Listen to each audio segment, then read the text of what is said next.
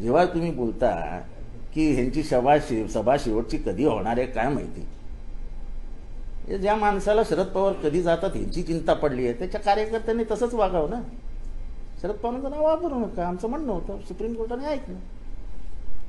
काल देखील अजितदादा म्हणतात की घडीनेच काम केलं सर, बारामतीमध्ये घडीनेच काम केलं, लक्षात ठेवा.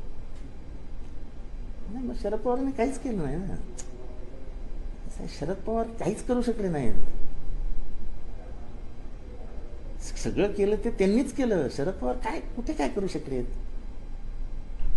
ऍग्रिकल्चर मिनिस्टर असताना 72,000 कोटीची कर्ज माफ झाली, थोडी शरद पवारांनी केली, यांनीच केली. 78 साली बारामतीमध्ये MIDC आणली,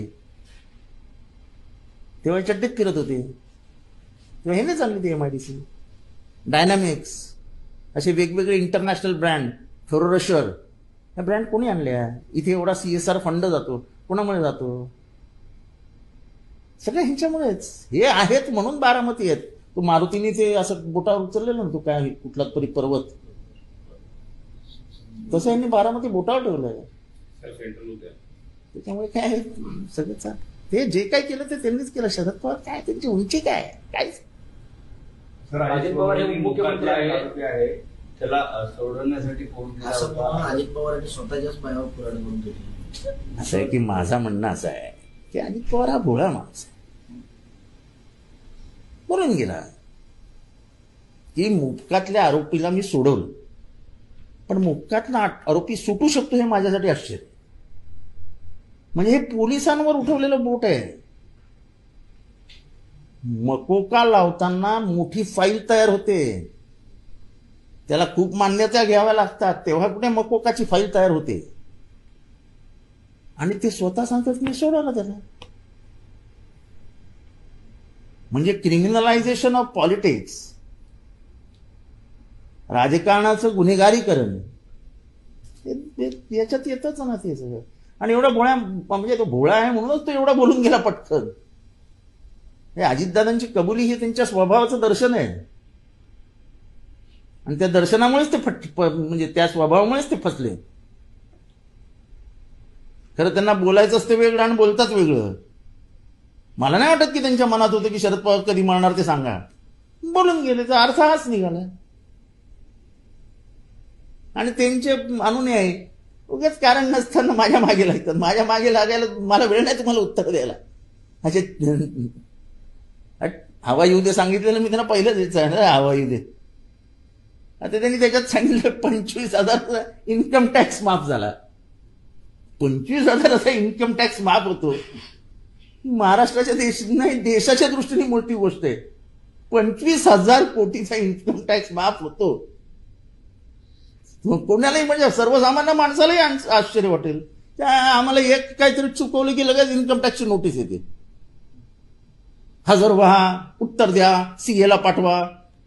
यांचं बरं आहे, 25,000चा टॅक्स माफ केला.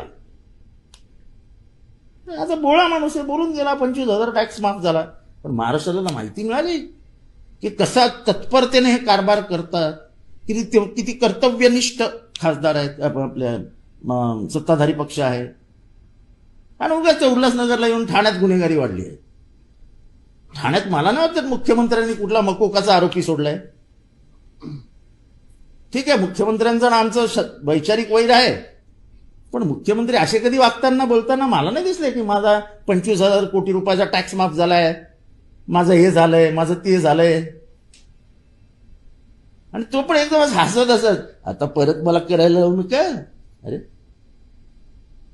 गोल्ड मेडल मिळवलं की काय. इलेक्ट्रॉन बॉन्ड कंपनी अनेक आरोप तुम्ही ट्विटरच्या माध्यमातून केले. असं आहे की अनेक गोष्टी उघड होत आहेत. त्याच्यात एक मोठी गोष्ट आहे म्हणजे मेगा इन्फ्रास्ट्रक्चर काय इंजिनिअरिंग नावाची कंपनी आहे. ती आहे तेलंगणा बेस्ड. ते गेले अनेक वर्ष महाराष्ट्रात कॉन्ट्रॅक्ट घेत आहेत. त्यांचं एक समृद्धीला कॉन्ट्रॅक्ट होतं, आणि एक कॉन्ट्रॅक्ट जे माझ्या लक्षात आलंय ते म्हणजे हा बोरिवलीचा हायवे. तो आहे 14,400 कोटीचा, 12 किलोमीटरचा आहे. 14,400 कोटीचा 12 किलोमीटरचा बोगदा. नंतर समृद्धी महामार्गावरती त्यांनी एक ब्रिज बांधला होता, 36 कोटी रुपयांचा खर्च केला, पूल कोसळला.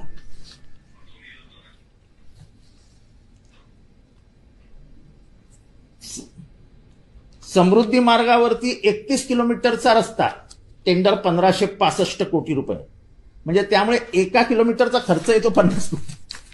आता 1 किलोमीटरचा जर खर्च 50 कोटी येत असेल तर काय सोन्याच्या मुलामा देणार की काय? आणि मग असंच होतं ना, म्हणजे तुम्ही टेंडर, आम्ही तुला टेंडर देतो बाबा, तू इथं टाक. आणि म्हणूनच त्यांना ते सांगायचं नव्हतं, कोणाला गुप्त ठेवायचं होतं, कोणाला कळूच द्यायचं नव्हतं. आणि एसबीआयने अजूनही चूक करून ठेवली आहे, ते पूर्ण माहिती देतच नाहीये. आणि तो कंटेम्प्ट ऑफ सुप्रीम कोर्ट आहे. मला वाटतं सुप्रीम कोर्टाने हे गांभीर्याने घ्यावं.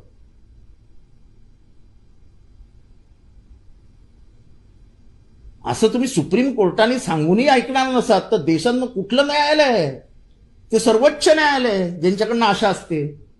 त्यांनी सांगून जर हे लपवणार असतील तर या देशाचं दुर्दैव आहे. म्हणजे मी तुम्हाला आत्ताच दाखवलं, या मेगा इंजिनिअरिंग तर म्हणजे त्यांनी तर हजारो कोटी रुपयाची कॉन्ट्रॅक्ट मिळवली आहेत. कोण वेडा माणूस नाही 1000 कोटी रुपये डायरेक्ट टाकायला इलेक्टोरल बॉन्डमध्ये. एक तर कंपनी आहे, 300 कोटी रुपयाची कंपनी आहे, त्यांनी दिलेत 511 कोटी काहीतरी. म्हणजे आकडे पण एकदम चक्रवणार आहेत. आमचे हे आपल्या हायवेवरती ते काम करतात ते कोण, म्हैसकर साहेब, IRB, त्यांचे पण असे काहीतरी 200-400 कोटी रुपये आहेत. हे काहीतरी कोटी आहेत, किती पण 2014 साली दिलेत त्यांनी. माहिती द्यायला वेळ लागतोय. माहिती द्यायला वेळ लागूच शकत नाही. असं आहे की सुप्रीम कोर्टाने सांगितलं की एक तर सगळं आजकाल टाक टाक टाक समोर येतं, त्यावेळी लागतो. बँकेकडे सगळं आहे. कोणी विकत घेतले बॉन्ड हे बँकेकडे, कोणाला गेले बॉन्ड हे बँकेकडे. बस तेवढंच सांगायचं, अजून काय सांगायचं. मी घेतले आणि तुला दिले ही माहिती तर बँकेकडे असेल. मी बॉन्ड घेतले, मी बॉन्ड घेताना माझं नाव तर बँकेला माहिती आहे, ते गुप्त ठेवायला सांगितलेलं. आणि हे पैसे कोणी एनकॅश केले हे पण बँकेला माहिती आहे. मग हे लपवाछपीचे उद्योग कशाला? आणि एकाच बँकेत आहेत, state bank of India Mumbai branch. म्हणजे स्टेट बँक ऑफ इंडिया असा रोल का खेळते? म्हणजे state bank of India he independent authority आहे, त्याचा आणि सरकारचा काय संबंध? रजत कुमार हे निवडणुकाचे माझ्या ऐकतोपर्यंत ते सत्य देखील झाले. याच मेगा कंपन्यांनी संबंध उघड असं तुम्ही आरोप केले. नाही, आता याच्यातनं खूप आरोप येतील बाहेर.